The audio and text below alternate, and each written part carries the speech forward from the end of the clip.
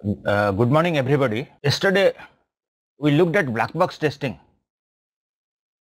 and we looked at two techniques, equivalence partitioning and boundary value testing. And for both these techniques, we saw that as far as single variable is concerned, it's straightforward. And when the number of variables are n, we also did see that how to handle that case for defining the equivalence partitions and the boundary values.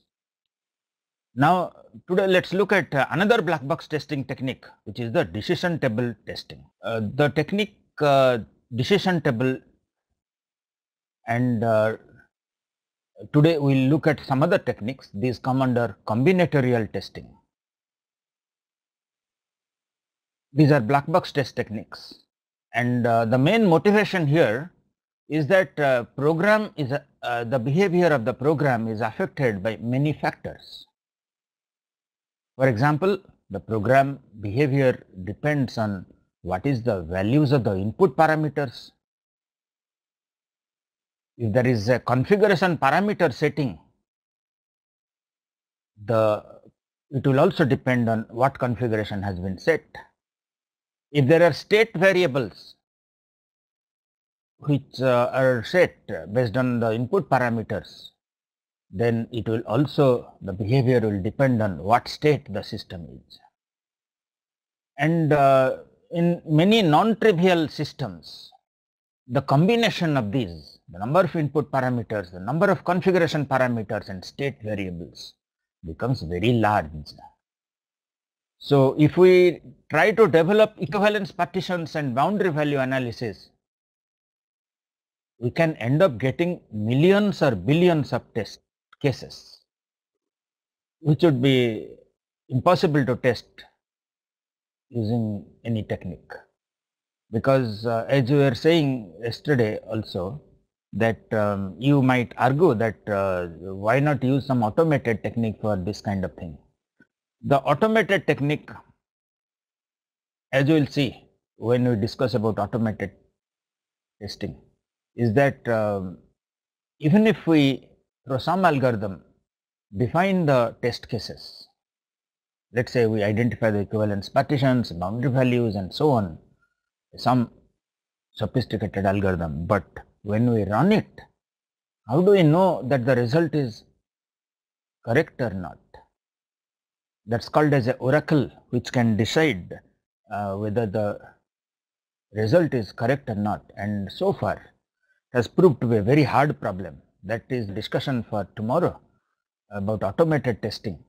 But right now we'll just say that when we have large number of combinations possible for input parameters, configuration parameters, state variables, etc., we might get millions of test cases. We will see some examples today, and you can test exhaustively.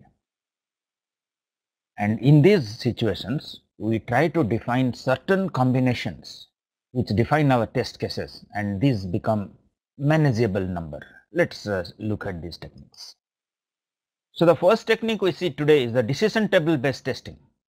I hope everybody knows about a decision table. It's a very popular technique used in many situations in computer science and elsewhere.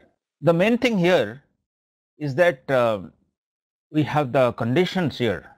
The first rows that are green are the conditions, and then we try to find out all possible combinations of conditions,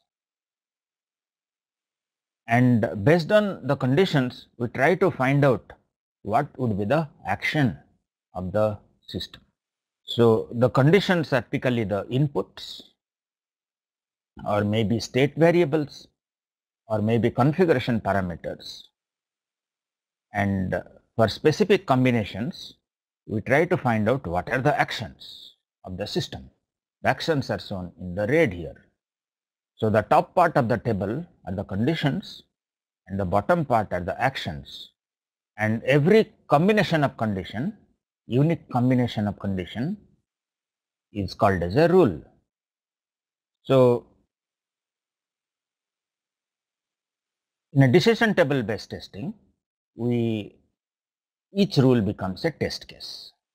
So we set these combinations of conditions and check whether these actions do take place. For example, we might have a simple example can be that we have a decision C1 and C2 or C3 then A1. So we'll have if C1 and C2 is true, then C3 is don't care. If C1 and C2 is false, then C3 has to be true. So those are the two rules under which A1 will take place. So let's see how to construct this table. So here, as I was mentioning, we have these conditions we have to list out at the top, and then the actions at the bottom rows, and then for each condition we find out all possible combinations of these different conditions, meaningful combinations. There may be combinations which are impossible. We don't have to consider those. Let's see the first example about a decision table, example decision table. So the problem here is that we want to check based on three parameters that are input here, A, B, C, to a program, whether representing the sides of a triangle, whether it is not a triangle, it is a scalene, it is isosceles, equilateral, or it's impossible. So we'll form the conditions here: A equal to B, A equal to C, B equal to C, etc. And then we write the rules here and the corresponding actions here. So this is just a trivial example. So let's look at more realistic examples. Okay, and once we form this table, we will form test cases. We will give sample values for these conditions, and then we will say that these actions should take place. So we just write here that the value 4, 1, 2, A, B, C, we can write in terms of A, B, C, that is 4, 1, 2, not a triangle. If it is some illegal characters or non-numerical, we will say impossible. So these will form our test cases, decision table based test cases, DT1, DT2, etc. So this is a more complete decision table for the triangle problem. So we can form the conditions: A is less than B plus C, or B is less than A plus C, C is A plus, C is less than A plus B. If any of them is false, we will have not a triangle. And only when these are true, then we examine if A equal to B, A equal to C, B equal to C, and write the corresponding output, scalene, isosceles, or equilateral, or impossible. And then having done that, we write in terms of the input variables A, B, C. So we write in terms of the input variables A, B, C, and then the expected output. And each of these becomes a test case. So once we have a decision table, having the test cases is rather trivial. Now let's look at another example. This is about a printer troubleshooting application. So based on what is the observed symptom of a printer not working, we can write what actions we should take. This may be part of a maintenance manual or something. So let's say the printer does not print, the red light is flashing, printer is unrecognized, then we have to take these three actions. If the printer does not print, red light is flashing, but the printer is recognized by the computer, then do these two actions, and so on. So the conditions are the symptoms observed about the printer, and what action we need to take to maintain the printer. So this is another example of a decision table. Now please try to develop a decision table for this example. So we have a bank that accepts deposits on the following conditions. So, the conditions put forward by the bank is that the interest rate will depend on duration, amount and whether senior citizen or not. If the duration is less than 6 months, then get 4% interest. If it is between 6 months and less than 1 year, then get 5% interest. If it is between 1 year and less than 2 years, get 6% interest. If it is 2 years and above, get 7% interest. And also the interest rate depends on the amount you deposit. If you deposit amount is excess of 1 lakh and less than 10 lakh, then you get 1% extra for each slab of duration. And in addition, if it is a senior citizen, you get 1% extra for each slab. So, how do we develop the test cases for this? To develop the test cases, we have to first do the decision table. So, please try to draw the decision table for this. I will display the solution so that you can check out.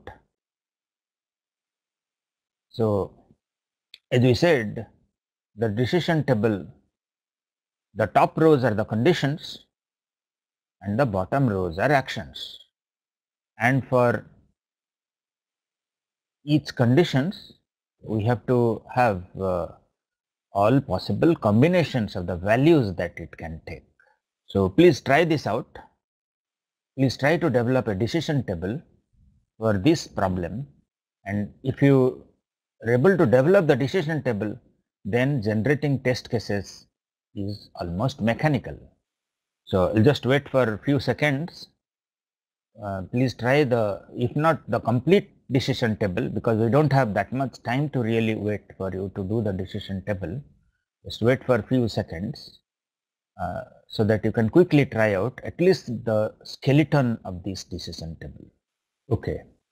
So, let me just display the solution so that you can check out whether you are able to draw the decision table, because the crux of this decision table based testing is to develop the decision table. And of course, as we will see that the cause effect graphing, that is another way we can represent the decision making, and finally there also the finally we will have to convert the cause effect graph into a decision table. So, the decision table based testing is the foundation, or is the main thing in cause effect graphing. So, let me just look at the solution. I hope you have tried out. If not, please try, because unless we try out, we will not appreciate what is involved here. Achha. So, I have not really put the solution here. Let me just draw it on paper. Let me draw the schematic of the solution on paper. So, please observe that there are actually 3 conditions which are explicitly mentioned for our to make it easy to realize. This is the first problem. So, it is easy here. So, there is we draw the table, and at the top rows of the table we write duration,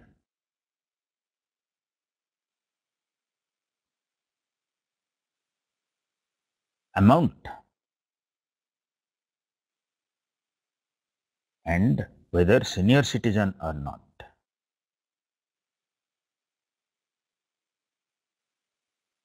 And the senior citizen is either yes, all these will become yes or no.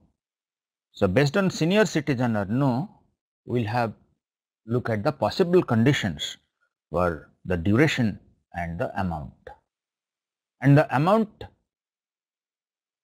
can be greater than 1 lakh. So, all these will become greater than 1 lakh, and this will be between 1 lakh and 10 lakh. You can also do this as the conditions you can form here is that whether the amount is 1 lakh, whether the amount is less than 10 lakh, etc. That's another way you can form the decision table, but they are equivalent. So here the decision is based on the values here. So all the rows here will have amount less than 1 lakh, and here it is between 10 lakh and 1 lakh and 10 lakh. Similarly, here when it is not a senior citizen, we will also have amount greater than 1 lakh, sorry, amount, okay, we should have, there are three things, right? Amount is less than 1 lakh we should also have. So there are three conditions here. Amount is less than 1 lakh, greater than 1 lakh, but less than 10 lakh and greater than 1 lakh and less than 10 lakh. Okay, more than 10 lakh. So amount is less than 1 lakh, between 1 lakh and 10 lakh and greater than 10 lakh. So these are the three possible variations of the amount based on which the outcome will vary.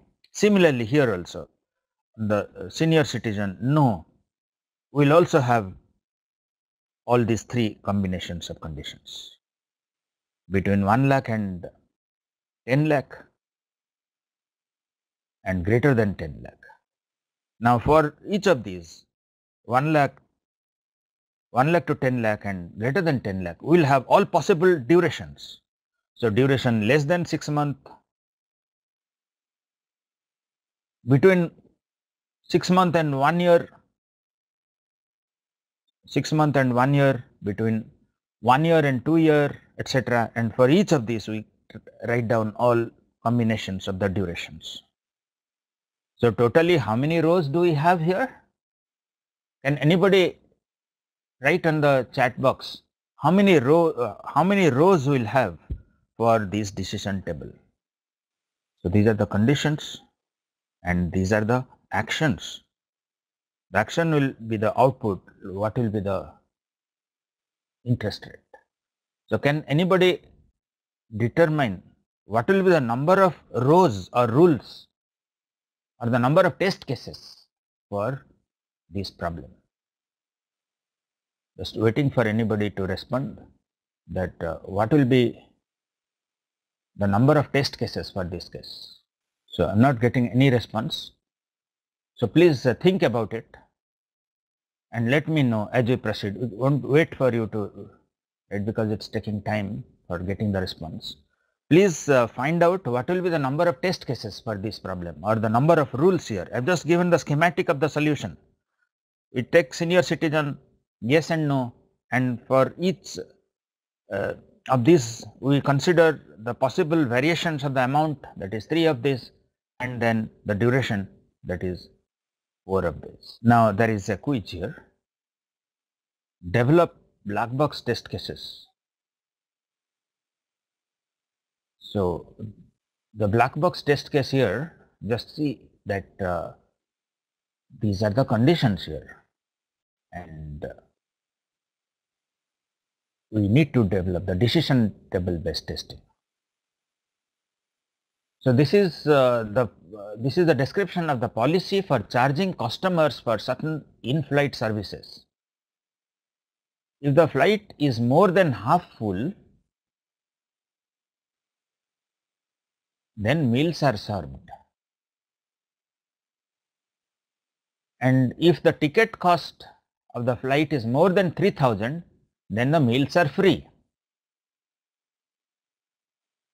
Unless of course if it is a domestic flight, because on all domestic flights, if at all meals are served, they are charged. So how do we develop the decision table for this problem? Please try this. If the flight is more than half full,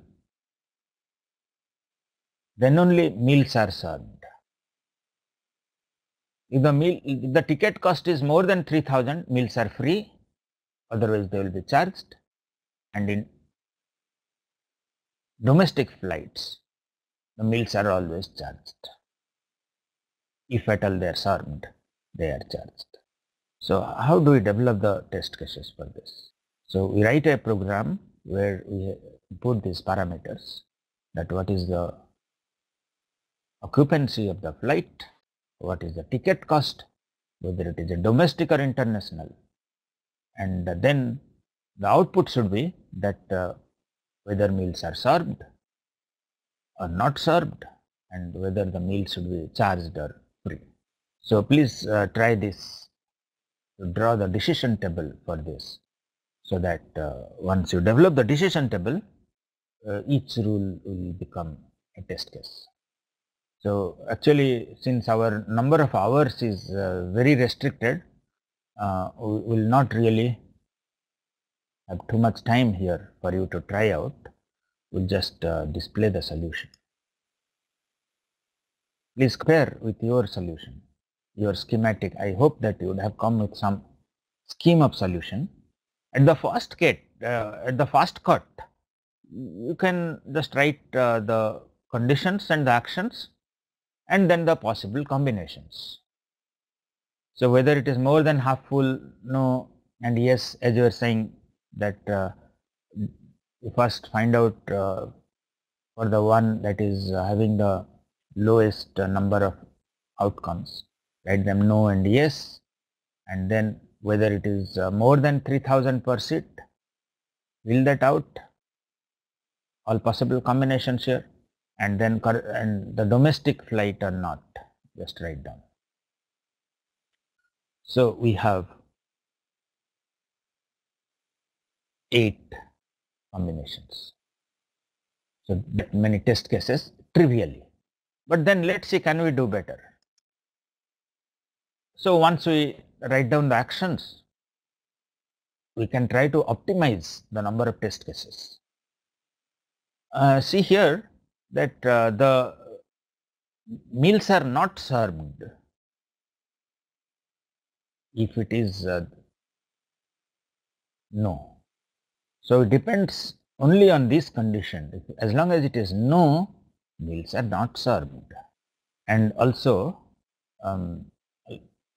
we can even optimize this. So all this we can just test out, club this. As long as this is no, meals should not be served. So we can now redraw the decision table to minimize the number of test cases. You can find out that these part are all we can club into one, these two we can club into one, because see here, as long as this is yes and this is no, then this outcome only holds, and even this one. So let's draw the optimized decision table. So as long as the flight is not more than half full, don't have to serve meals. So no here, free meal is no. And as long as this is y and this is n, only meals will be served, it will not be free. And if this is yes and this is no, then it will be free, meal will be served and it will be free. And if all are yes, then it is only meal will be served. So we need 4 test cases for this case. That's the optimized test case. So while drawing the decision table, we have to check if we have considered every condition of the conditions. So every possible values that the conditions take, we should be able to have considered that. Otherwise, some aspect of the behavior will not get tested. And we should also ensure that there is no 2 different actions for the same combination of conditions. If this is your decision table has this symptom, that for the same combination of conditions you have 2 different actions, contradictory actions, then there is something wrong with the decision table. So the decision table based testing is appropriate when there is lot of decision making. There are important logical relations among input variables, calculation involving subset of input variables, cause and effect relation between input and output. Depending on some input, some outputs are set, and there is a complex computation logic. If it is trivial, then we don't have to draw the decision table. But then we must remember that if you are manually drawing it, decision table will be hard if the number of rules become 100 or 200 or million, it becomes difficult to handle it manually. So there are a few more quizzes. Please try it out today, and if you have difficulty solving any of these, please raise the point. Next class we will solve this. So this problem is about a e-commerce site which gives following discount. The members get 10% discount for purchases lower than 2000, and if this is more than 2000, they get 15% discount. Purchase using SBI card fetches 5% extra discount. If the purchase amount of after all discount exceeds 2000, then the shipping would be free. So please find out how many test cases are needed, optimal test cases, and also which are the test cases. Please try this out. There is even one more problem for you to try out. This is about the grading of students. Between the range 80 to 100, they get they admitted, and okay, this is about admission of students. So if their mark, the previous examination is between 80 to 100, they not only get admitted, they receive a scholarship. So if their mark is 70% up to 80%, then they are admitted but no scholarship. In the range 60% to 70%, they are admitted if they have no failures in their previous examination. And if any of these conditions are not met, then they are not admitted. So please draw the decision table and find out the number of test cases and the optimal number of test cases. And as we mentioned at the beginning of our discussion, that the decision table is at the heart of the cause effect graphs. If we know decision table testing and if we are able to draw decision table, then the cause effect graphing is extremely simple. It only helps us to form the decision table effectively. Now let's look at the cause effect graphs. Here again we are trying to explore combinations of possible inputs. The combination of inputs are called as causes, and the corresponding output are called as effects. So one advantage over decision table testing is that here the optimization is more inbuilt here. So the combinatorial explosion that is seen in a decision table can be restricted here. So here the cause and effect are represented as nodes, and also we can include constraints, and we can have introduce intermediate nodes to link between the cause and effect. We will just discuss one problem, and if you are familiar with the decision table, then it should not be any effort at all. And again, the cause effect graph itself does not give you the test cases, we have to convert it into a decision table. Of course, it's rather more mechanical. So let's try to do the cause effect graph for this example problem. So the example problem is that if deposit amount is less than 1 lakh, then the rate of interest is 6%, 7%, 8% depending on the duration, whether it is less than 1 year, 1 year to 3 year, or 3 year and above. And if the deposit amount is more than 1 lakh, then the rate of interest is 7%, 8%, 9% for the same durations, similar durations. Now let's do identify the causes and the effects. So what will be the causes? The causes will be what's the amount deposit and what's the duration of the deposit. So let's identify the causes. What's the duration of deposit? 1 year, less than 1 year. That we'll write it as C1. C2 is between 1 year to 3 year. C3 is greater than 3 year, and the cause 4, this is also another input, the deposit is less than 1 lakh, and cause 5, which is the deposit greater than or equal to 1 lakh. And the effects or whether the deposit rate is 6%, 7%, 8%, 9%. These are the effects. So having done this much, we have to find out which combinations of causes yield which effects. So each of these gives us the combinations of conditions. If it is less than 1 lakh and amount is duration is up to 1 year, it's 6% and so on. So the same thing we can just draw it. So C1, C2, C3, these are the duration of the deposit, and C4, C5 I've just drawn to simplify a different color.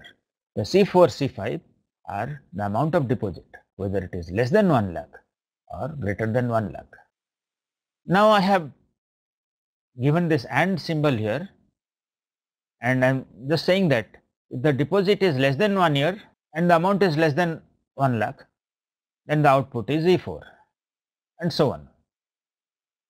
So these combinations of conditions, I have just written a intermediate node to help simplify this diagram, because there are for certain ones this output is the same. Either I have written OR symbol here, either it is this combination or this combination, the output is E2. So the cause effect graphing is extremely easy to draw. If you can identify the causes and the effects and which combinations of causes yield which effect, it's easy to draw. And once having drawn this, we can then convert this into a decision table. So we just mechanically write out what are the causes there and what are the effects, and then see whether these causes, what are the combinations of causes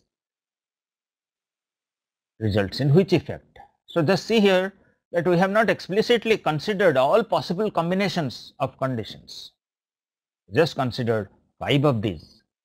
So the cause effect graph in a sense gives a optimal set of test cases, which decision table we might have to optimize ourselves, otherwise we will end up with getting a exponentially large number of test cases. So now let us look at a combinatorial testing. Here also there are combinations in the input. Let us look at that.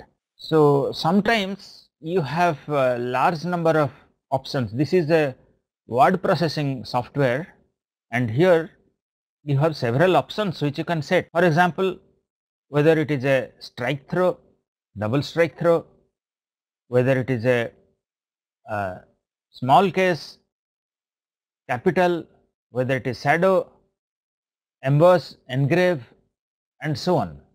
In a typical word processing software, Microsoft Word or something, you open you try to format, set the font, you will get all these options. And just see here, not only you can set these, by clicking this you set the effect on. If you click here, the shadow is on, don't click, shadow is off, and then corresponding to that, which font.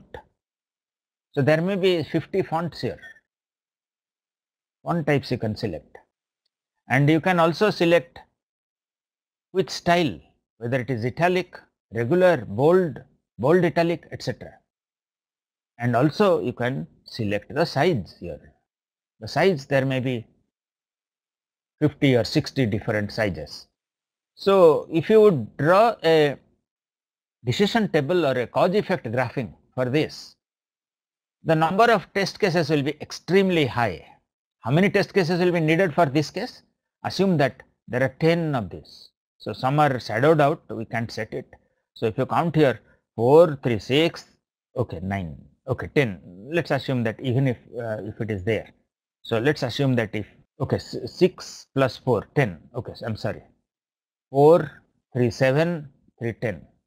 10 of these we can set, either set it or don't set it. So what are the possible combinations of the conditions? 2 to the power 10. So just itself this much yields 1024 test cases. Now this you have to consider for each combination of these. Now let's assume that the number of combinations for the font type is 60. So 60 into 2 to the power 10, and let's assume there are 4 of this. So 60 into 4 into 2 to the power 10. Now let's assume there is another 50 here. So finally it will be 1024 into 60 into 50 into 4. 60 into 50 is 3000 into 4, 12,000. 12,000 into 1024, which is something like about 12 million test cases. It's too many just for testing all combinations of font setting, because unless you test a specific combination, you might be afraid that the system might crash, or it might the font might get deformed.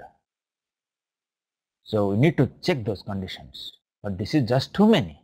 So how do we handle this situation when the number of conditions are too many? If the number of combinations are less, we can try our decision table testing or cause effect graphing and so on, but in this case combinations of conditions are just too many. So let's see the general principles here. Before that, let's state our assumption. The assumption is that we are not considering system state, because that will make it further complicated. We assume that as long as certain values of this input parameter are set, the system will behave similarly. Just to simplify the problem, the system has only one state. If the system has multiple states and state transitions and so on, then it becomes a further complicated problem. We need more complex thing. Now let's see a system without having any states. That's the assumption. Now here one key assumption that we make, key observation actually, that in many situations it is observed that a fault is caused by interaction among few factors.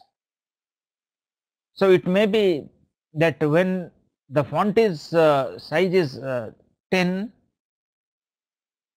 and the font type is times and it is shadow, then only the problem comes. So only for some combinations the problem comes, some few factor combinations the problem comes, and all possible combinations we don't have to check. So in this situation we can dramatically reduce the number of test cases. We will see that a million may become like 10, 20 or 50, which is doable if we consider this optimization, this observation arising, the optimization arising from this observation that only the interplay of few factors cause the bug. Now let's see some examples. Okay, so before we look at this optimization of combinatorial testing, let's in the later moment look at this Dilbert cartoon on testing. Just see here, the manager comes up and says to the tester, he is the tester here, and to the tester the manager says, in the short time you have worked on quality assurance and testing, you have found a huge number of flaws in our prototype. So he thought that manager is praising him, he has found too many bugs and so on during testing. He says, that's my job. And the next statement from manager is that you are jeopardizing our schedule. The entire project will fail and it is all your fault. So he is now blaming the tester because he has found too many faults. Then he says, why is it my fault? He says, if a tree falls in the forest and we have already sold the tree, does it have quality? So he says that as long as we sell it, how does it matter if it has bugs or so? If it is sold the tree and then it already is not of quality and just there, how does it matter? So then he gets upset. The tester says, how many angels can dance on your head? So the first thing that we will see the dramatic reductions that may be possible. Now let's assume that the number of inputs is 7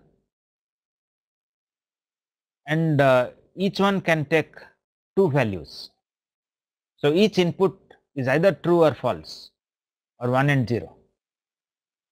So what is the number of combinations of the input values? So that is 2 to the power 7, 128. So if we used decision table based testing or a cause effect graphing, we will end up with 128 test cases. But then we can try out pairwise reductions. So we just consider the possible conditions between any two of these. It will become clear what we mean by any two of these. Out of the 7 input values, we will assume possible combinations for all pairs of this. So we will not really consider 128, but we will consider pairwise. And then the number of test cases we need is 8. 13, and each value can take each input can take 3 different values. Then we will have 13 to the power 3, which is something like 1.6 into 10 to the power 6. So 1.6 million. And if we have 40 inputs and each input can take 3 values, then we will have 3 to the power 40, which is something like 1.2 and 10 to the into 10 to the power 19, that is 0.1 billion. But then if we consider pairwise, see, this becomes manageable. Here it is 8, 15 and 21. And the research results show that these ones, if we consider, they detect almost as many faults as these ones. I am not saying that they detect, they are as effective as this one. I am saying that they detect almost as much as these ones. So maybe slightly less. But then just see the effort that you would have to put here and the effort that you will have to put here. So why is it so? Let's see some examples about that. So a T-way interaction fault, we call a fault that we observe on the output as a T-way interaction fault if T of the parameters assume some specific value. So only under that values of the T parameters, the output will be faulty. And if it is a one-way fault, then the fault will occur as long as that one value, one input parameter has some value. A pairwise fault is a T-way fault where T is equal to 2. That means that a pair of conditions, certain pair of conditions, they have some value 0, 0 or 0, 1 or whatever. And experimentation has showed that in any software, a large number of faults result from simple faults, that is one-way fault and pairwise faults. So let's see some examples why it is so. First, the single mode bugs or the one-way bugs. Here, as long as one input value, one of the input value has a certain value, then the problem appears. For example, a printout always gets smeared when you choose the duplex option on the print dialog box. So only when out of the many parameters, if you somehow set the duplex option in the print dialog, then you have this severe problem. But all other parameter combinations, they don't really cause any problem. Now let's look at the double mode fault. So here, when two of the inputs have some specific value, for example, in the printer setting, the printout gets smeared only when the duplex is selected and the printer model is 394. So only when we consider these two settings, that printer is duplex and the model selected is 394, then the printout becomes smeared. There may be dozens of other parameters So their values don't really affect as long as we have set these two. As long as these two are 1, 1, all other values don't matter. And even if this is 0, 1 or 1, 0 also, the bug does not appear. Only when this is 1, 1, the bug appears. So this is called as a double mode fault, and the experimentation shows that large majority of faults are single and double faults. Of course, the multi-mode faults are much rare. Here 3 or more input parameter setting cause the bug. Let's see one example of a pairwise fault. So we have written this C program. Okay, not a C program, it's just a pseudo code here. So somehow the programmer missed this statement. If x is equal to x2, and it takes 3 parameters, just see here x, y, z, and depending on this parameter values, if x is equal to x1 and y equal to y2, it outputs x, y, z, outputs f of x, y, z. If x is equal to x2 and y is equal to y1, it outputs g x, y. And if x is equal to x2 and y equal to y1, then it should be f x, y, z minus g x, y.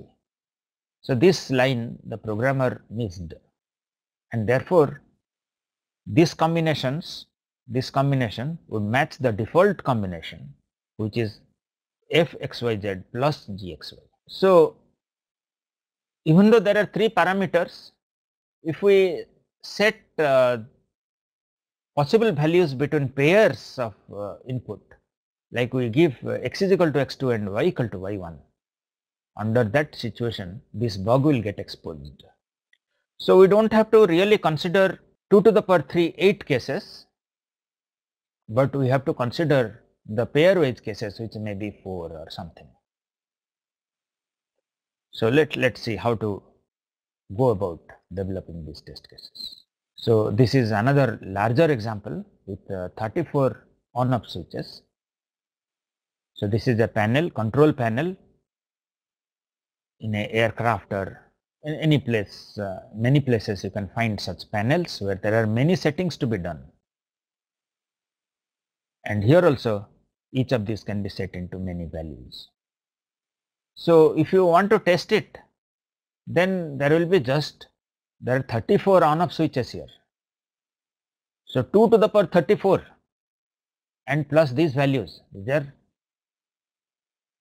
very large number of test cases. So we can use pairwise testing here, and we can eliminate, we can detect majority of the bugs. There is another example here, Android smartphone testing. So let's say there are various parameters that can be set for an Android phone, because the Android phone works for many platforms. It can be Samsung, it can be Sony, etc. So different platforms, mobile phone hardware, they set this Android smartphone. For example, they can set either the hard keyboard hidden as no, undefined, or yes, keyboard hidden no, undefined, yes, 12 key, no key, QWERTY key or undefined, navigation hidden, navigation undefined, orientation landscape, portrait, square or undefined, screen layout size, touch screen, whether it is finger, stylus, undefined. So these are the configuration parameters for the Android phone, and just this much configuration will lead to 3 into 3 into 4 etc etc is 170 to 800 combinations. So if the operating system needs to be tested, the Android smartphone operating system needs to be tested, then just to test each configuration we will have to have 170 to 1800 test cases. And now under these combinations there will be several tests have to be run. Just imagine the complexity. But in a pairwise testing we might just end up with some 12 or 15 test cases. So The optimization here that we talked about is we don't have to look for all possible combinations of the input values as long as we have considered all pairwise combinations of input. So there is a quiz based on what we discussed so far. We want to design a black box test suite for a function that accepts two strings of size up to 10 characters and reports the number of times the second string occurs in the first string. So this is our last quiz on black box testing. So on all the types of testing that we have discussed, namely the equivalence class, boundary value, decision table, and the optimizations on combinatorial testing, the pairwise testing. So based on that, we just set this quiz here. We want to design black box test suite for a function that accepts two strings, size up to 10 characters, and reports the number of times the second string occurs in the first string. So how do we design the black box test suite? The first thing is, of course, the equivalence partitioning. And there are two parameters here, two characters. And then, as we discussed earlier, the valid and invalid, these are two broad classes, and under that we have to consider various subclasses. So please try this out, and if we find it difficult, we'll solve it. Now let's look at the white box testing. So far we have been looking at the black box testing. Let's look at the white box test techniques.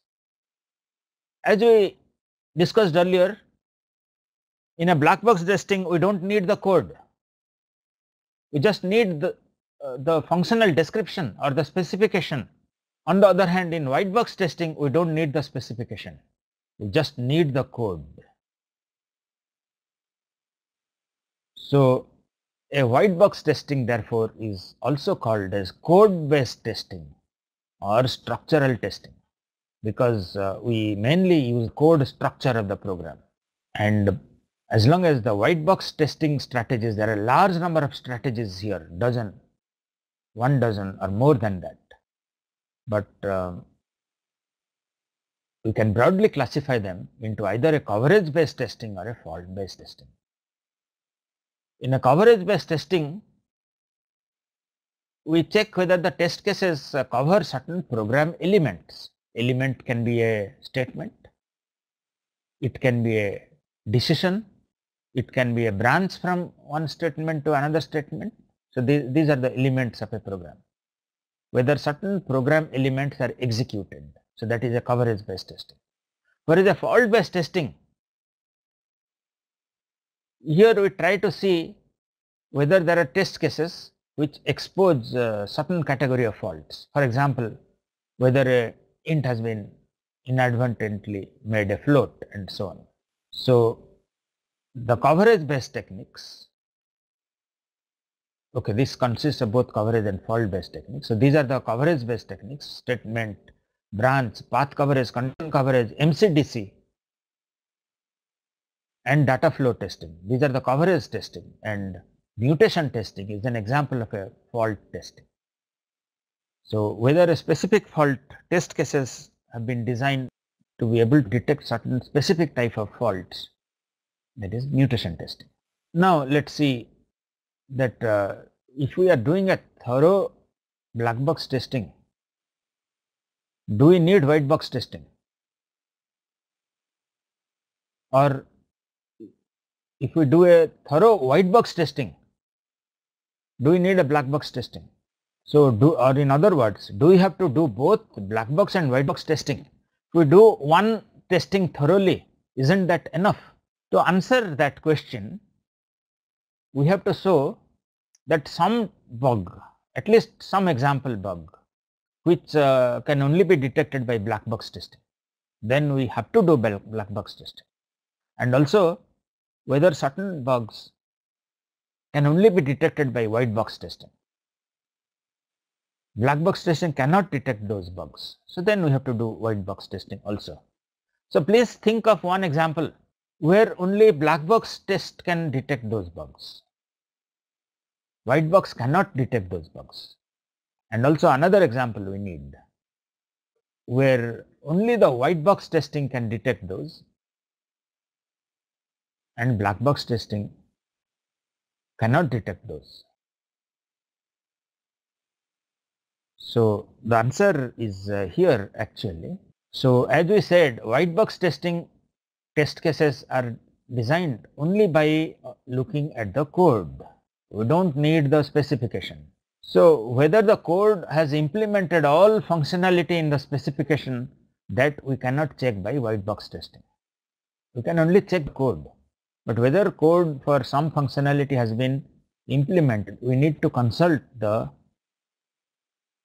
specification. And whether some scenario that was mentioned there in the specification, has it under some functionality, has it been implemented? We cannot tell just by looking at the code. Similarly, just by doing the black box testing, we cannot say that whether there is a Trojan in the code. So somebody has implemented extra functionality. Just by doing black box testing, we cannot determine that. And also some code parts may not be reachable by doing black box testing. So there may be bug in some specific combination which we may not be able to detect on black box testing. That is, some statement, if it gets executed under some conditions, there will be a problem. So we already seen what's a coverage based testing and a fault based testing. So in a coverage based testing, we design test cases such that some program elements are executed, or which we also called as covered. On the other hand, in a fault based testing, we need test cases which help in discovering some type of fault. Maybe a data type of something is changed, float to int, whether statements, the programmer has interchanged some statements, whether the array is out of bound, and so on. So in a coverage based testing, we will concentrate on the statement coverage, whether all statements are executed at least one. Branch coverage, whether each branch is taken condition, whether each condition inside the branch condition are taken once, each condition is true at least once and false at least once, and multiple conditions, that is all combinations of conditions. Just see the difference between a condition coverage and multiple condition coverage. In condition, as long as each component condition is sometimes true and sometimes false, we are happy about that. We say that this is satisfied. But here we need all combinations of conditions. So let's say we have a composite condition or a branch condition consisting of three conditions, C1, C2, C3. So as long as you have two test cases, TTT and FFF, then all component condition have taken all possible values. So even with two test cases, we can satisfy condition coverage, whereas a multiple condition coverage will require 2 to the power 3, which is 8. And then we'll look at the path coverage and the dependency coverage. And then before we discuss those coverage based testing techniques, let's look at this concept of a stronger and a weaker coverage. So if the program elements covered by some test technique ensure coverage of elements achieved by some other technique, then this we call it as a weaker technique, and this we call it a stronger testing. What it implies is that if we are doing a stronger testing, we don't have to do the weaker testing. So many times you can compare to coverage based testing as which one is weaker and which one is stronger, but sometimes they may be complementary. Only some elements are common, but there are some elements which strategy 2 does not, and some elements which strategy 1 does not. So then we will have to do both the types of testing. So if we are doing this blue one, we don't have to do the red one, but this violet and blue will have to do these two types of testing because they are the complementary testing. The simplest one is the statement coverage. In statement coverage, we just ensure that our test cases, they execute every statement in the program. So as long as every statement is executed by some test case or other, we say that statement coverage is achieved. And the main idea behind statement coverage is that unless some statement is executed once, we don't know if there is a error in that statement. But then we need to also be aware that by just executing a statement once, we don't know for sure whether that statement is all right. Maybe we executed once, it worked well because some parameter was set to be something, and then if the parameter is different, then possibly it will work wrongly. So, but then the minimum requirement for testing is that statement coverage. This is the minimal testing, that every statement should at least execute once. So we don't know whether if that statement, if it executed, it will crash the system or something. So at least once we need to execute every statement. But then even if we do statement coverage, there is no guarantee that it will behave correctly for all input values. So it's a very weak testing. The other testing, it is actually the weakest of all coverage based testings. So how do we measure the coverage? We can consider how many statements have got executed by a set of test cases divided by what is the total number of statements in the program. So we might say that 80% code coverage is achieved or 90%, but then if we are doing only statement based testing, we need 100% coverage.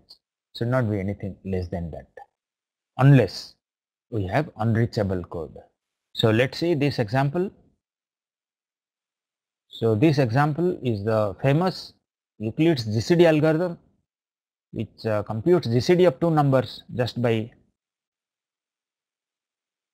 subtraction and addition. Okay, just by subtraction here. So how many test cases will be needed for the test cases will be in terms of the values of the variables x and y. So how many test cases will be needed for achieving statement coverage for this?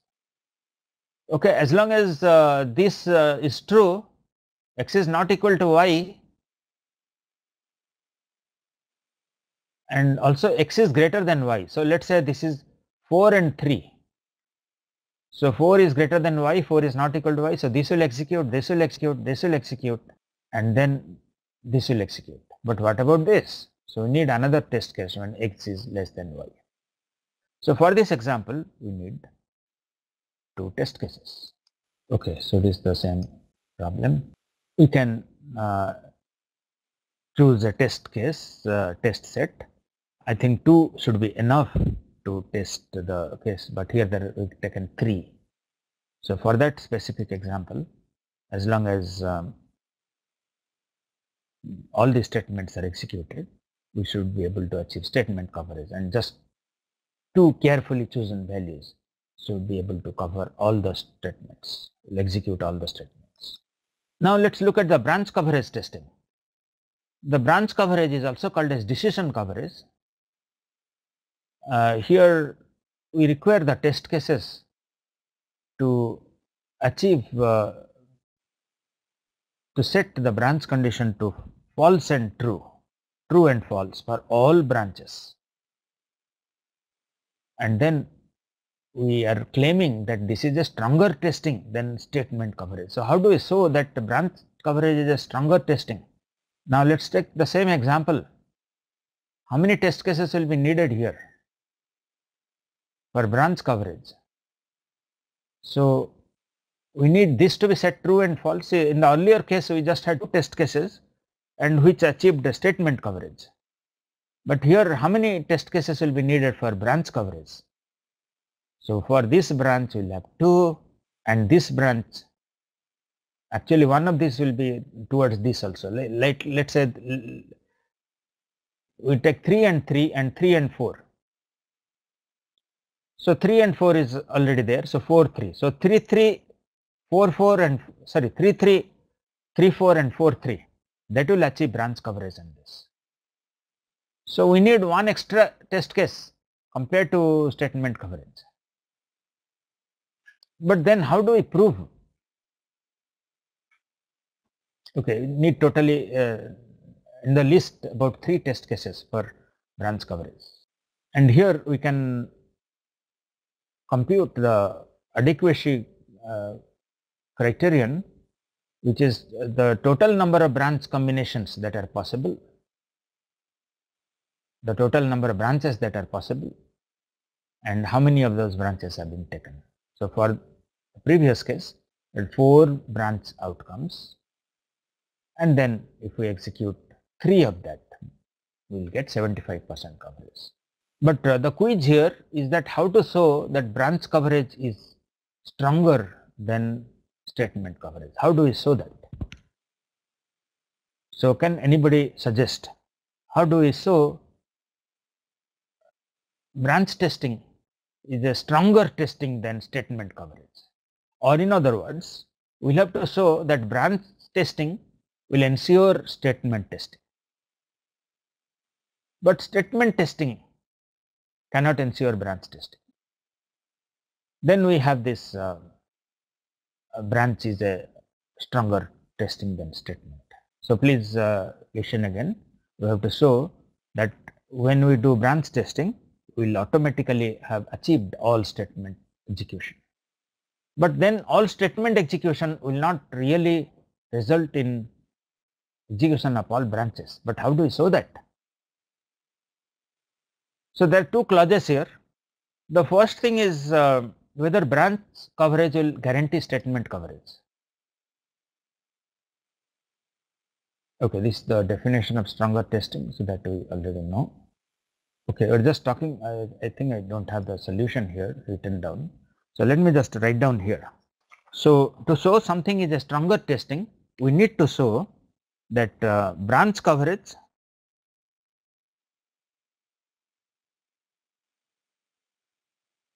ensures statement coverage.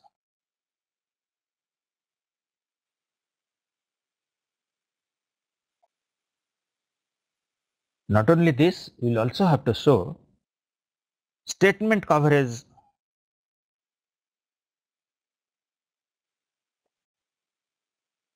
may not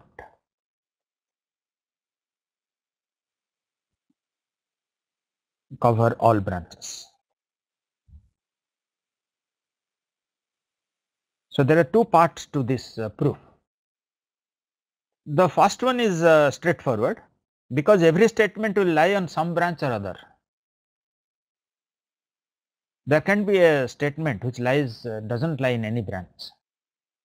So as long as we achieve branch coverage, statement coverage is implied. The first one is straightforward proof that every statement must belong to some branch. So as long as we achieve branch coverage, all statement will be executed. Now what about the second one? We have to show that when we have achieved statement coverage, branches may not have been covered. So for this, just by showing one counter example should be enough, that so that branch coverage is achieved, but statement coverage is achieved, but at least one branch which is not executed. So the simplest example for this may be if A greater than B, C equal to D.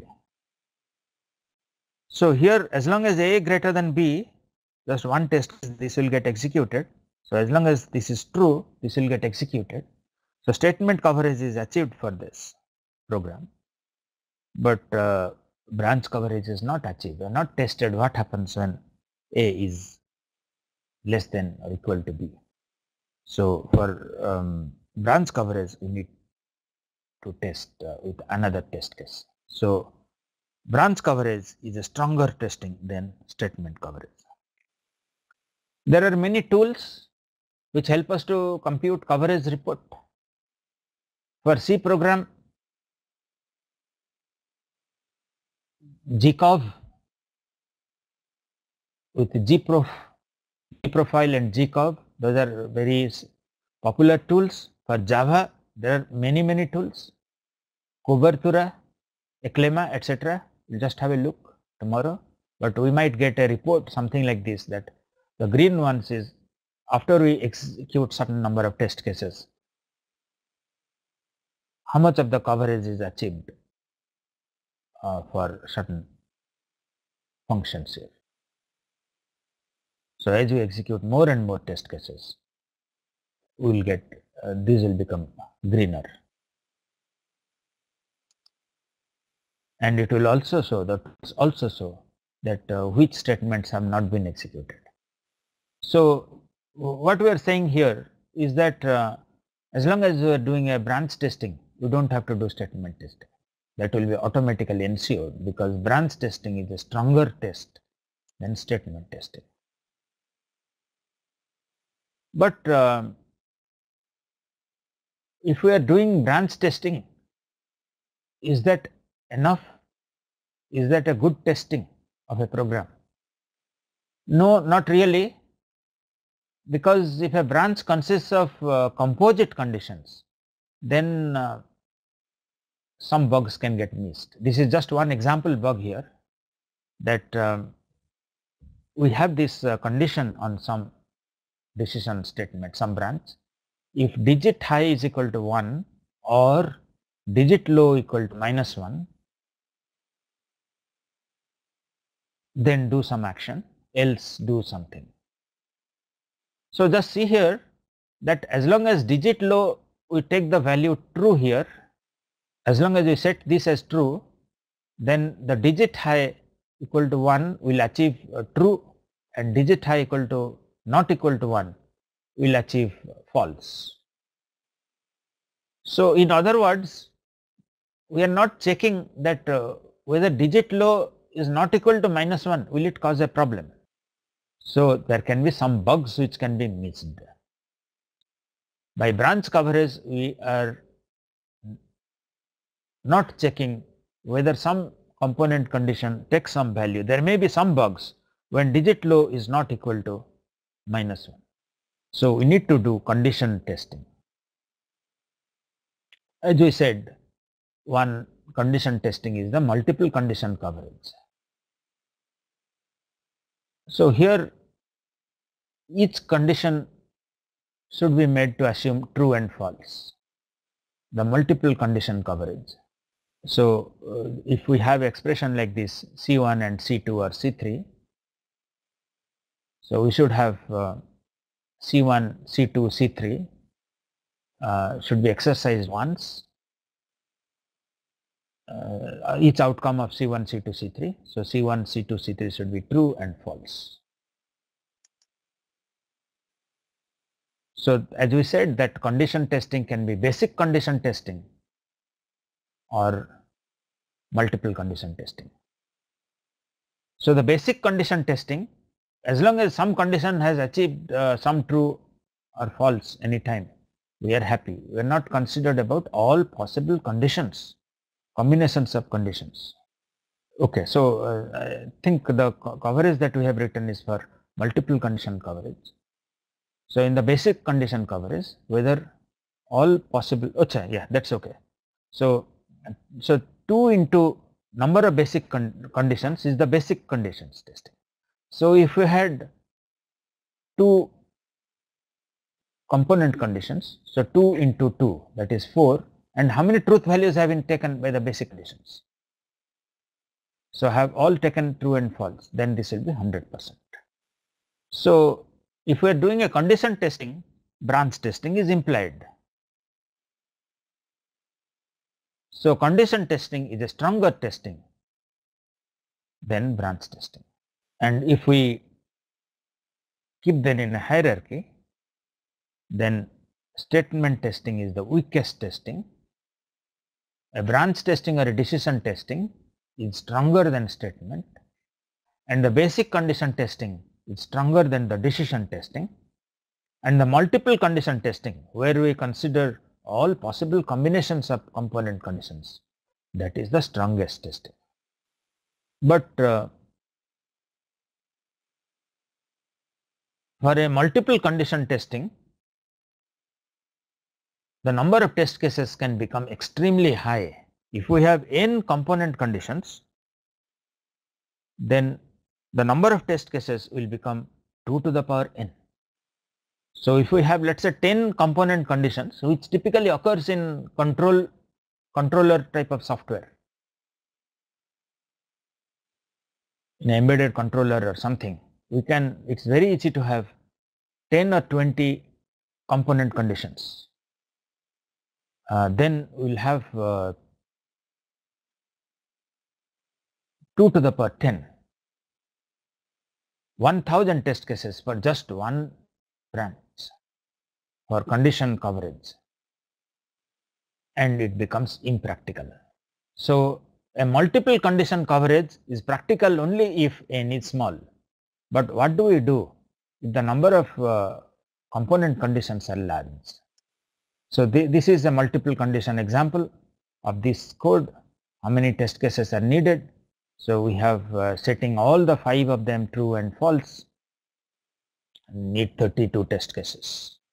Of course, the compiler uses short circuit evaluation, and in that case, if we consider short circuit evaluation of this, then the number of test cases will be lower than 2 to the power 5, 32.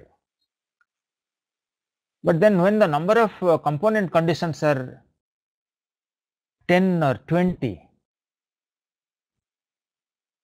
multiple condition coverage becomes very difficult to achieve. And for that, to achieve bug detection as much as a multiple condition without really having an exponential number of test cases is the modified condition decision coverage, or MCDC coverage. In MCDC coverage, the number of test cases actually become linear in the number of conditions. In a multiple condition coverage, it becomes exponential in the number of conditions, 2 to the power n, or if each component condition can take 3 values, then it will be 3 to the power n. But here it will be 2 into n or something like that. So it becomes linear compared to an exponential in a multiple condition coverage. So what are the requirements for MCDC? Here we just ensure that each component condition,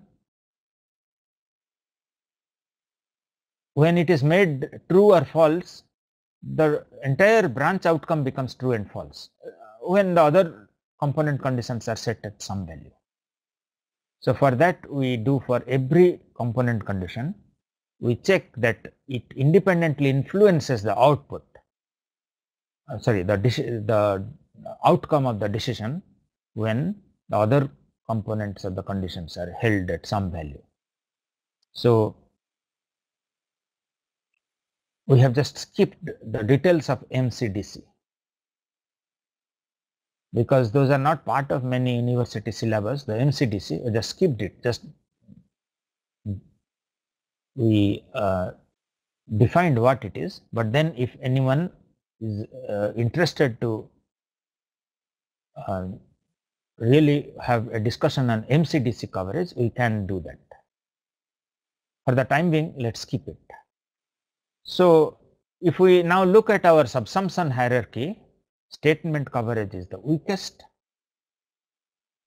Slightly stronger one is the branch coverage or the decision coverage, and the basic condition coverage or the condition and decision coverage is next one, and MCDC coverage is stronger than this, and of course the strongest is the multiple condition coverage. So that's the subsumption hierarchy.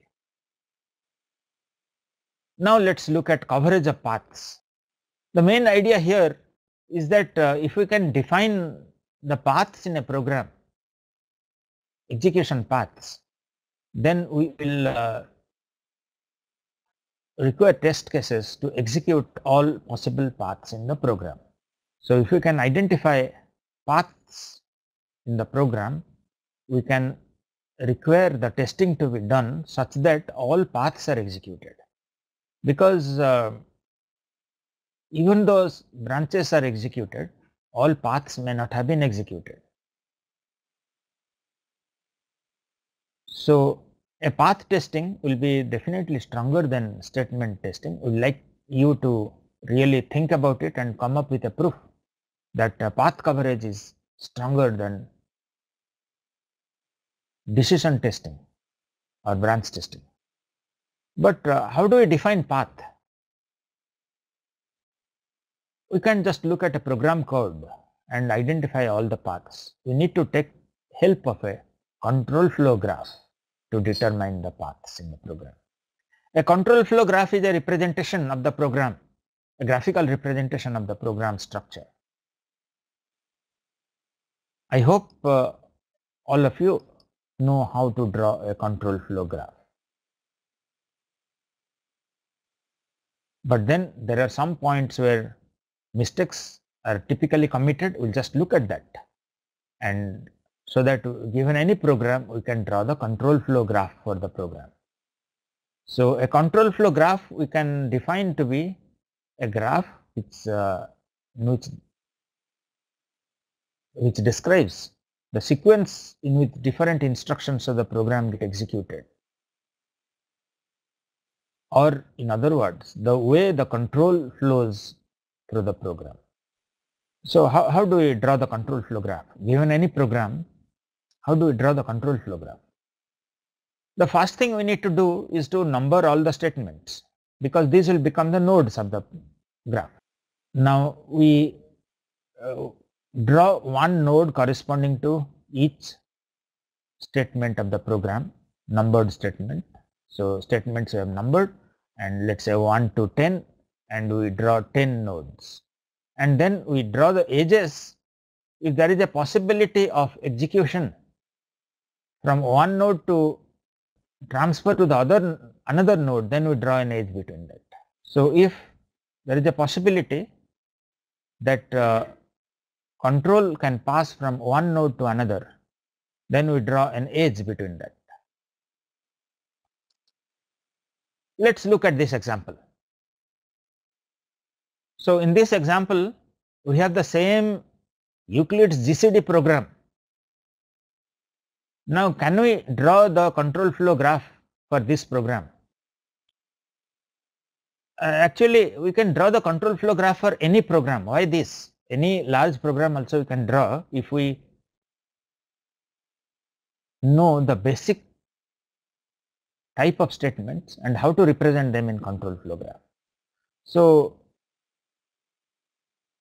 every program is actually made of three types of statement: the sequence, selection, and iteration type of statements. Okay, so this is the representation of this, but let's see what are the types of the statements and how is the representation for those. For example, they might draw an edge between 5 and 6, but there is no edge between 5 and 6, just see that.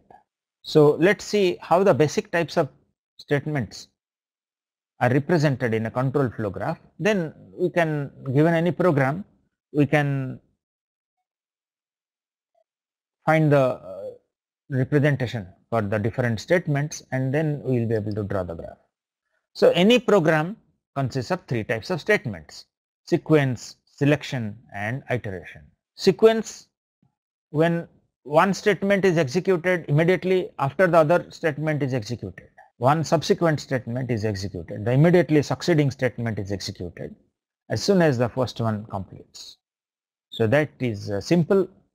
You just draw these two nodes 1, 2 and then draw an edge. Sequence is easy to draw.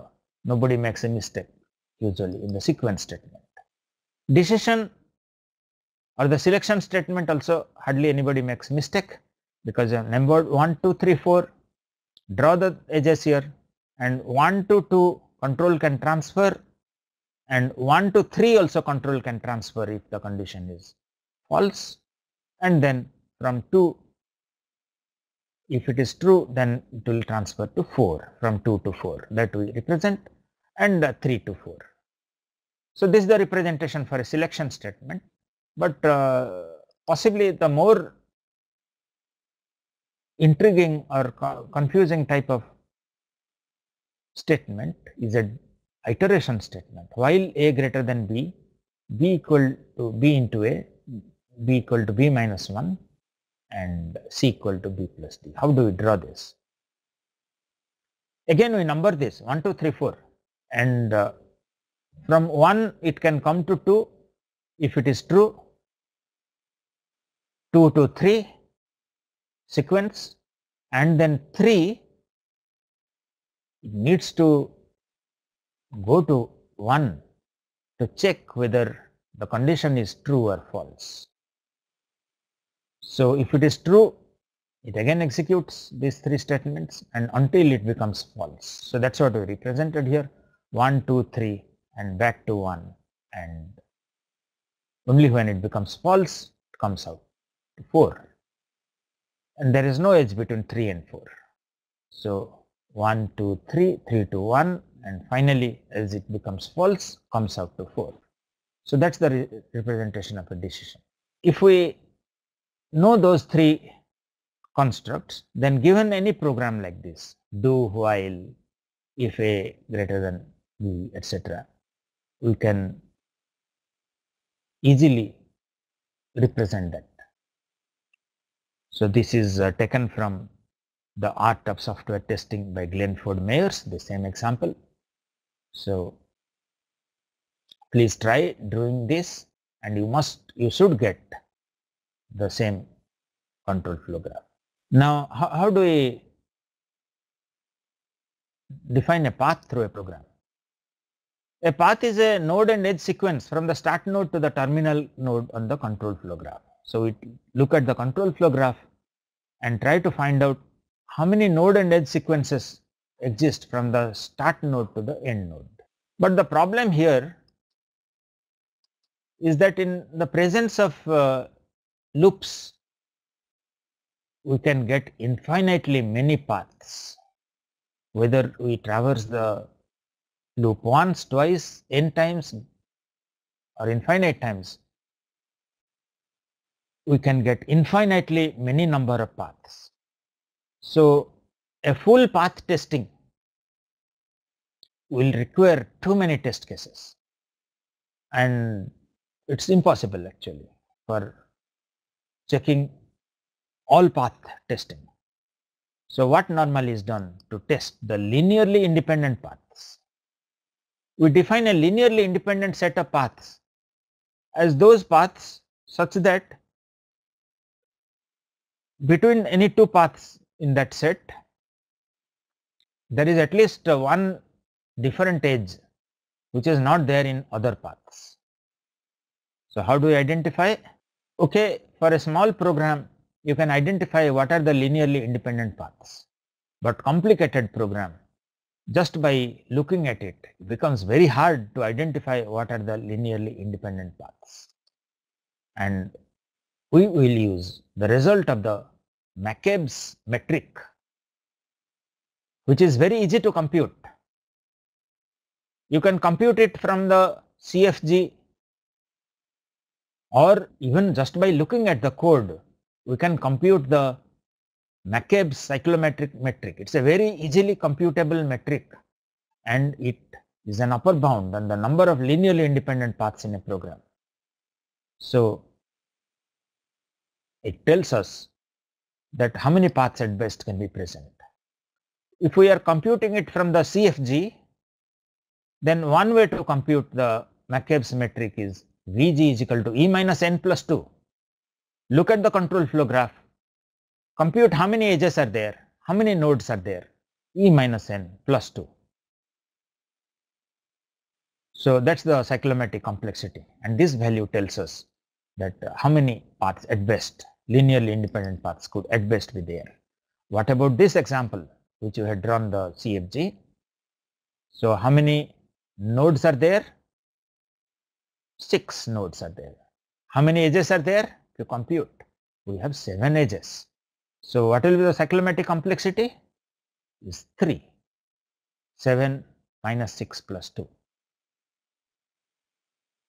But if the graph is complex, having dozens of nodes, etc., it becomes very difficult to even compute using this formula E minus n plus 2, because you have to compute all of them.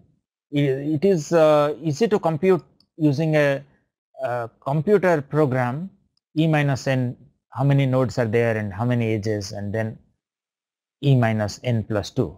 It's easily computed by a computer program. But if you have to visually inspect and find out how many linearly independent paths are there in a CFG, we can compute by this formula. The cyclomatic complexity is equal to the total number of bounded areas plus 1. So the number of bounded areas, this is one area and there is another bounded area here. So 2 plus 1 is equal to 3. So you can get the same answer by just visually looking at the diagram and trying to compute how many bounded areas are there, plus 1. That's the formula for the cyclomatic complexity. We will get the same result as E minus n plus 2. Okay, the visual examination can lead to 3 as the cyclomatic complexity for the same program. Now the cyclomatic complexity has many uses. One is that it identifies the number of paths. It's a measure of the number of paths. It is also a measure of many other things. For example, it is a measure of testing difficulty, because if the cyclomatic complexity of a program is 100, then we need at least 100 test cases to test it. So that's an extremely complicated code.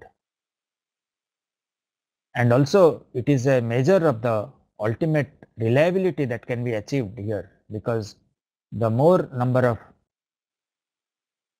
tests are needed, the more complex and therefore more likely to have bugs.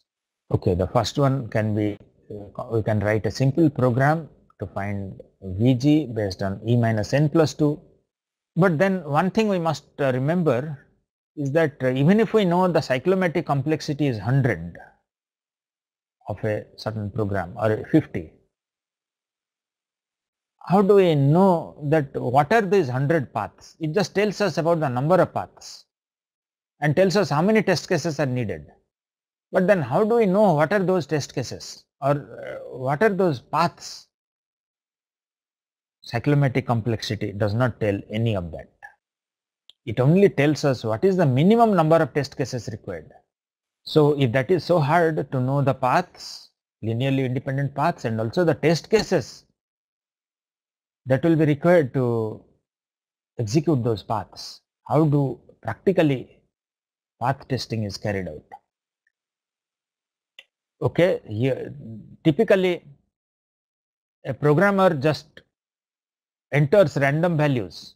Based on his experience and judgment, he might enter values which may be random or may be guided by his knowledge of the program, and then he uses a tool, the dynamic analysis tool. The dynamic analysis tool, as the tests are executed, it keeps on showing the coverage. So the programmer keeps on giving input values until the dynamic program analyzer shows a figure of 90-95% or something like that. Different companies have different policies of how much path coverage is required. For small programs, we can derive test cases for path testing. You can say that these 3 test cases or 4 test cases can achieve path coverage. but it is not practical for larger programs which have 50 or 100 different paths. It will take months or years for programs which have 50 or 100 paths. Just to identify what are the paths is a very difficult task. So this is just one example that for which we will have the path test cases designed, draw the control flow graph, and then find out the paths, 3 independent paths, and then identify the paths, and then find which test cases will ensure execution of that path. So for very simple programs, trivial, almost trivial programs, we can identify the test cases that are required for path testing. Larger program, it's almost impossible to identify the paths and to design the test cases. Typically, programmers keep on giving input values based on their experience, and they compute the coverage that is achieved by using some dynamic program analysis tool or a coverage analysis tool. So as we were saying, McCabe's metric is the indication of reliability, the time required for testing, etc. Not only that, it is a measure of how difficult is the program to understand. So a cyclomatic complexity is a measure of comprehensibility of a code. How easy it is to understand the program, we can get that by the cyclomatic complexity. Why is that? Why is it that the cyclomatic complexity indicates how is it to understand the code?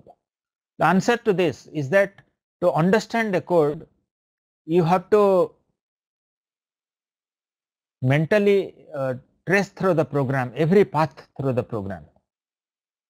Unless you trace every path through the program, you have not understood the code, and therefore the time, the difficulty level understanding a code is proportional to the number of independent paths in the program, and that is the complexity. And because the program becomes complex, has more bugs, becomes very difficult to understand, etc., when the cyclomatic complexity number increases, many companies require that cyclomatic complexity value should be low. So if some function or a method has a cyclomatic complexity or 50 or so, the code will not be accepted. They restrict cyclomatic complexity to usually 10 or so that the code somebody can understand and maintain. So now let's look at the summary of white box testing that we discussed so far. We discussed that statement coverage is the basic testing, the weakest testing, and the strongest testing is all path coverage. But all path coverage requires too many test cases. Sometimes it is impossible, might need infinite test cases, and therefore typically we have this path coverage, we mean independent path coverage, linearly independent paths or basis paths. And then subsumption hierarchy becomes this, that we cannot prove anything between a MCDC, multiple condition coverage, and the path coverage. But I was asking you to prove that linearly independent path coverage is a stronger test than branch coverage. Now let's look at another white box testing, that is data flow testing. So here the test cases are expected to cover the different definition uses of variables in a program. The definition and uses of variables in a program are covered by the test cases. So given a statement S, we can identify what are the variables that are defined there. So this is the set of all x such that x is defined in the statement S. For example, A equal to B is a statement. So A is defined in this statement. So we write def1, 1 is the statement number, is equal to A. And uses is which are the statements that are, which are the variables that are used in S. So in this statement, uses will become B, whereas in this statement A is equal to A plus B, def2, I should have written 2 here, def2 is equal to A, and uses 2 is equal to both A and B are used here. Now based on this, we can define a concept called as a variable to be live at a statement S,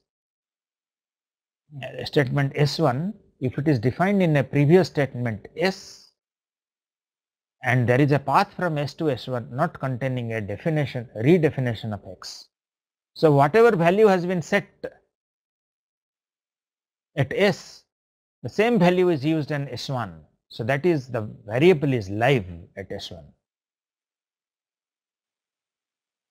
And based on that concept, we can define the DU chains. The definition use chain is when a variable is defined at some statement and is used in another statement and is also live at that statement. Then we call it as a DU chain.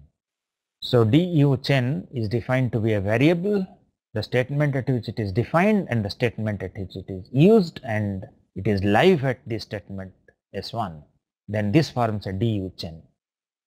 So a data flow test requires every DU chain to be covered at least once. So this is the simplest data flow testing. There are many other data flow based testing techniques. We will not go into the more complex ones. Just consider the simplest data flow testing is that every DU chain is executed once. So this is the definition of variable A, and let's assume that this statement uses a variable A and there is no intervening redefinition of variable A, then this is live at this and this must get covered. So this is one example of a DU chain. Now let's look at a fault based testing. We said that mutation testing is a fault based testing and we can check whether some type of faults are being detected by the design test cases. So the idea here is that we first design the test cases using other white box test techniques, path coverage and so on. And then after the initial testing is complete, mutation testing is taken up. In mutation testing, we make small changes to the program, and these small changes are called as mutated programs, like arbitrary changes actually. So these changes are actually the cause faults. For example, we might make a int as a float, or we make a decision A greater than B, we might make it A less than B. So are our test cases good enough that they are detecting the change that we have made? So that's the idea here. We insert bugs and then check whether the test cases are detecting that. So once we make a change to a program, we call it as mutated program, and the change is called as a mutant. For example, a mutant may be to change the type of a variable. So this can be done automatically. That is one advantage of mutation testing, that we can create mutants automatically, and there are tools available for C program, Java program, etc., free publicly available tools where you can insert bugs into the program or create mutants systematically. So once we have the mutated program, we run the test cases, all the test cases, and see if some test cases are failing. If all test cases are passed, then we know that our testing is not sufficient. So each time we go on mutating the program and running all the test suite. Obviously this is not suitable for manual testing.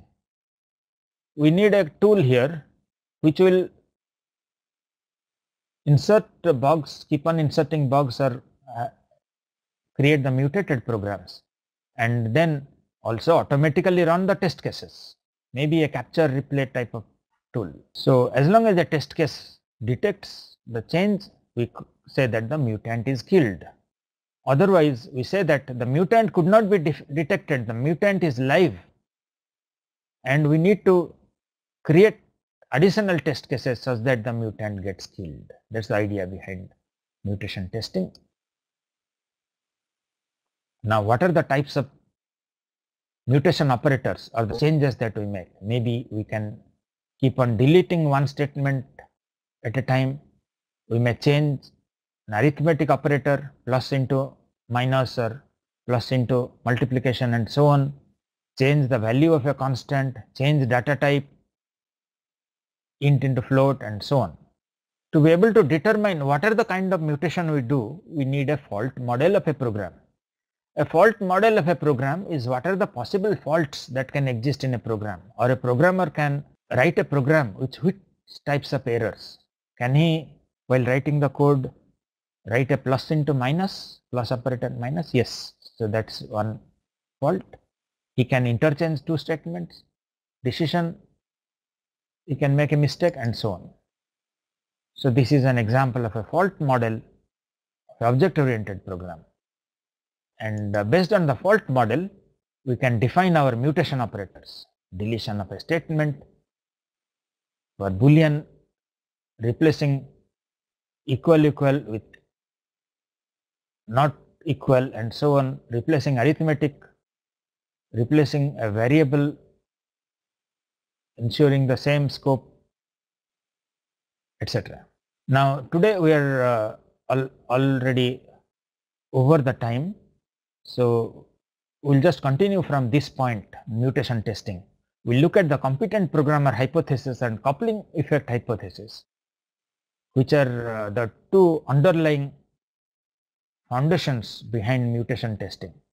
And then we see that how to have a effective mutation testing. They said that automated tools are available to carry out mutation testing. So we'll just stop at this moment.